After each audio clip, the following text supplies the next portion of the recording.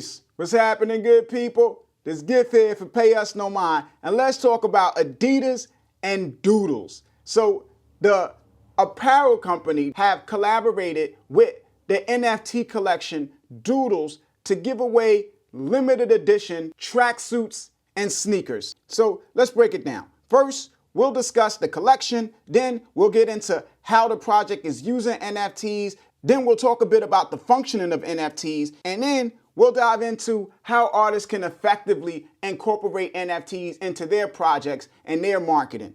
So they're calling this project Get the Fit, and you can mint a unique digital wearable for your Doodles avatar with chances to pull an essential or an exclusive or something called a grail. Now, my assumption is that these are all varying levels of rarity. So it's like an essential would be something that everybody gets, and an exclusive would be something that a smaller group of people get, and a grail might be something that only one person gets. Now, the price of the mint is about $5. So as far as the rarity is concerned, you think about buying a pack of baseball cards or basketball cards from like Topps back in the days. I don't know if they still sell them, but yeah, Topps baseball cards, you buy a pack, you rip it open, you might get a holographic card, or you might get LeBron James rookie card or something to that effect. You know, something that not everybody else has. And just by the fact that nobody else has it, it becomes valuable. Now, in this instance, we're talking about digital fashion for avatars. So you could pull a unique pair of sneakers or a unique shirt or a unique hat to dress your avatar that nobody else within the metaverse would have. Now, I want to be clear here that the objective of this video isn't to convince you to buy NFTs or to get involved with NFTs or anything of that nature. This is just purely educational and edutainment in a way.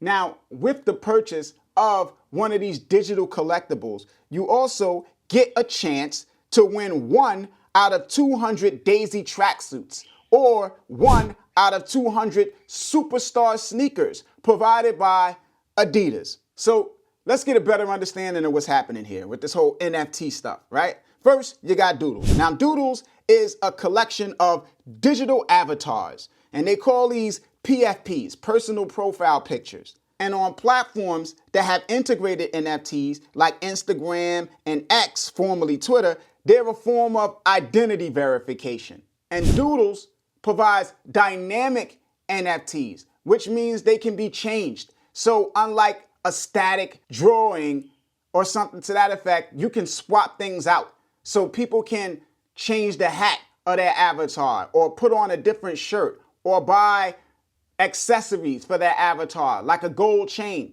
Now, how does verifying your identity work? Well, when you mint an NFT, it's kind of like registering a car at the DMV. It verifies you as the owner of the vehicle. The same way cars have unique VIN numbers, NFTs have unique IDs called token IDs. The same way your driver's license has a unique ID, the wallet you use to mint NFTs has a unique ID called your wallet address.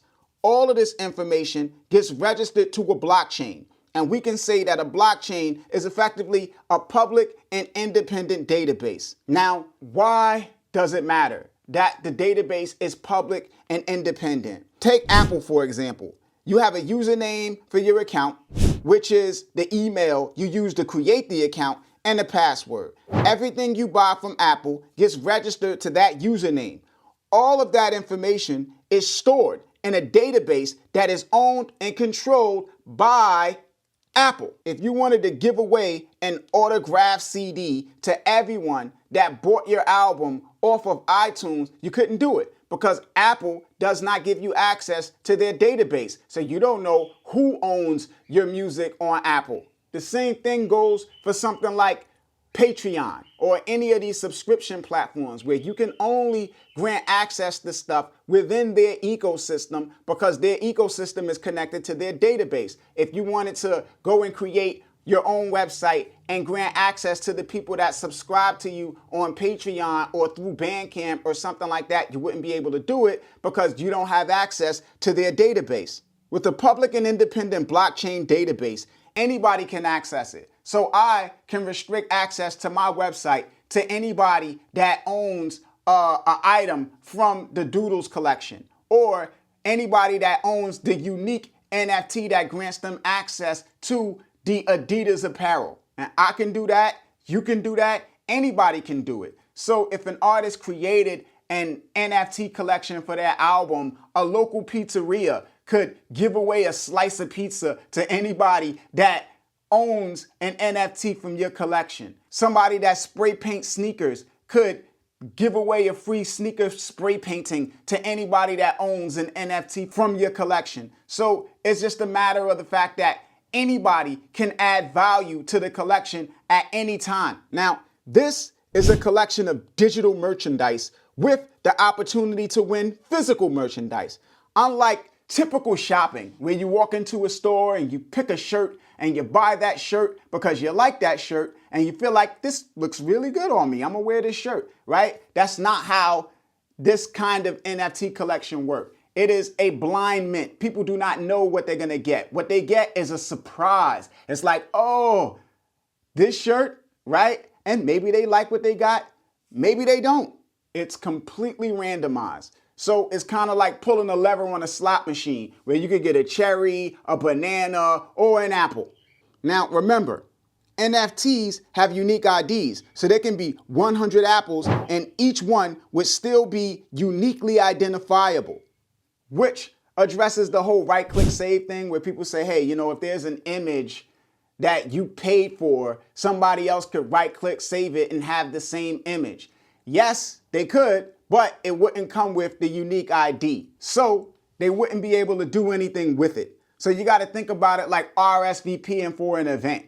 They ask you for your first name, last name, and address. Technically, anybody that knows your first name, last name, and address would be able to gain access to the event. But if at the event they're asking you to present ID, then only the person with the ID that has your first name, last name, and address can access the event. Now, the other aspect of NFTs is the secondary market. So you have Adidas, right? And Adidas is offering limited edition apparel. So these are tracksuits and sneakers that are effectively collector's items.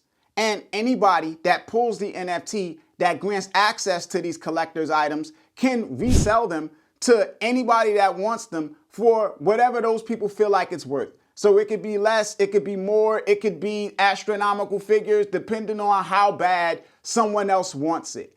And the way that it works with NFTs is that they carry a royalty, and that royalty allows the person that owns the collection to benefit every time an item from that collection resells. So they could sell these for $5, but if people really want these tracksuits because they think they're so fly or whatever have you, that they're willing to pay hundreds of dollars for it, then, you know, they'll get a percentage of that on the back end when somebody flips it. Now, another thing that impacts the secondary market is the fact that it's a random thing. So people don't get what they want, they just get something.